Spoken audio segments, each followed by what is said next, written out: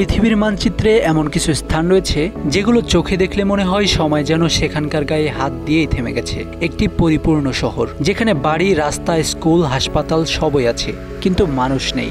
এই শহরকে বলা হয় প্রিপিয়াত, ইউক্রেনের একটি পরিত্যক্ত জনপদ। যে শহর একদিন ছিল সোভিয়েত ইউনিয়নের অন্যতম গর্ব। 1970 সালে ইউক্রেনের উত্তরাঞ্চলে চেরনোবিল পারমাণবিক বিদ্যুৎ কেন্দ্রের কর্মীদের জন্য পরিকল্পিতভাবে গড়ে তোলা হয় এই শহর। আধুনিক নাগরিক সুবিধা, স্কুল, সাংস্কৃতিক কেন্দ্র, খেলার মাঠ, ফ্ল্যাট, বাড়ি, পার্ক সবকিছুই নিখুঁতভাবে গড়ে তোলা হয়েছিল। মাত্র 16 বছরেই প্রিপিয়াত ছিল একটি পরিপূর্ণ ও স্বয়ংসম্পূর্ণ শহর, যেখানে প্রায় 50,000 মানুষ বসবাস করতেন। কিন্তু সবকিছুকে বদলে দেয় একটি মাত্র রাত, 1986 সালের 26 এপ্রিল। সেই রাতে ঘটে যায় ইতিহাসের সবচেয়ে ভয়াবহ পারমাণবিক বিপর্যয়। চেরনোবিল নিউক্লিয়ার পাওয়ার প্ল্যান্টের 4 নম্বর রিঅ্যাক্টর বিস্ফোরিত হয়। তৎক্ষণাৎ প্রচুর পরিমাণে রেডিওঅ্যাক্টিভ বিকিরণ বাতাসে ছড়িয়ে পড়ে। প্রথমে কেউ বুঝতে পারেননি আসল ভয়াবহতা কতটা গভীর, কিন্তু পরদিন সকাল হতেই পরিস্থিতি হাতের বাইরে চলে যায়। রেডিয়েশনের মাত্রা তখন ছিল হিরোশিমার পারমাণবিক বোমার 400 গুণেরও বেশি।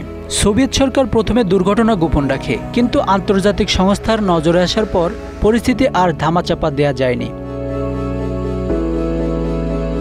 36 ঘন্টা পর এক প্রকার হঠাৎ করে ঘোষণা আসে, শহর খালি করতে হবে, সবাইকে 3 দিনের জন্য অন্যত্র সরিয়ে নেওয়া হবে। মানুষজন তাড়াহুড়ো করে বেরিয়ে পড়েন, কিন্তু সেই 3 দিন আর কখনো শেষ হয়নি। প্রিপিয়াতের মানুষ আর কোনোদিন তাদের ঘরে ফিরে যেতে পারেননি। আজও সেই বাড়িগুলোয় পড়ে আছে অর্ধেক খাওয়া খাবার, বাচ্চাদের স্কুল ব্যাগ, দেয়ালে ঝোলানো ক্যালেন্ডার। ঘড়ির কাঁটা যেন সেই রাতেই থমকে গেছে। 26 এপ্রিল 1986।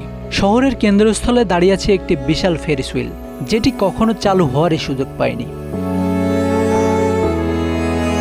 চেরনোবিল দুর্ঘটনায় কত মানুষ মারা গেছে তার নির্ভরযোগ্য কোনো হিসাব নাই।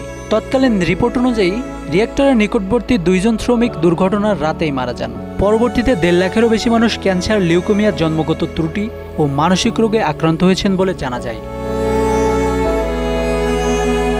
রেডিয়েশনের মাত্রা এতটাই মারাত্মক ছিল যে বৃক্ষ, পশু পাখি ও নদী পর্যন্ত বিষাক্ত হয়ে ওঠে। আজও এই অঞ্চলে অনেক জায়গা আছে যেখানে মানব বসতি নিষিদ্ধ। বিজ্ঞানীরা ধারণা করেন প্রিপিয়াত পুরোপুরি নিরাপদ হতে সময় লাগবে আরও কয়েকশো বছর। তবুও প্রিপিয়াত হয়ে উঠেছে একটি জীবন্ত জাদুঘর, যেখানে গিয়ে মানুষ সময়ের থমকে যাওয়া দৃশ্য দেখতে চান। ভ্রমণ পিপাসু ও গবেষকদের জন্য সেখানে সীমিত পরিসরে ডার্ক ট্যুরিজম চালু রয়েছে, যেখানে আগতরা পরিধান করেন বিশেষ পোশাক, ব্যবহার করেন গাইগার কাউন্টার, যাতে রেডিয়েশনের মাত্রা মাপা যায়। প্রিপিয়াত আজও একটি সতর্কবার্তা, যেখানে মানব সভ্যতা প্রশ্ন তুলে নিজের প্রযুক্তি আর আত্মবিশ্বাসের উপর। একটি ভুল সিদ্ধান্ত, একটি অনিয়ন্ত্রিত পরীক্ষা, আর তাতেই একটি শহর হারিয়ে গেল ইতিহাসের পাতায়। বিশ্বজুড়ে এমন অনেক ঘোস্ট টাউন আছে, কিন্তু প্রিপিয়াত সবচেয়ে ভয়ঙ্কর ও সবচেয়ে হৃদয় বিদারক। এটি শুধুমাত্র একটি শহর নয়, এটি এক অপরাধের নিঃশব্দ সাক্ষ্য, একটি ইতিহাসের কালো অধ্যায়। Bangla affairs news desk.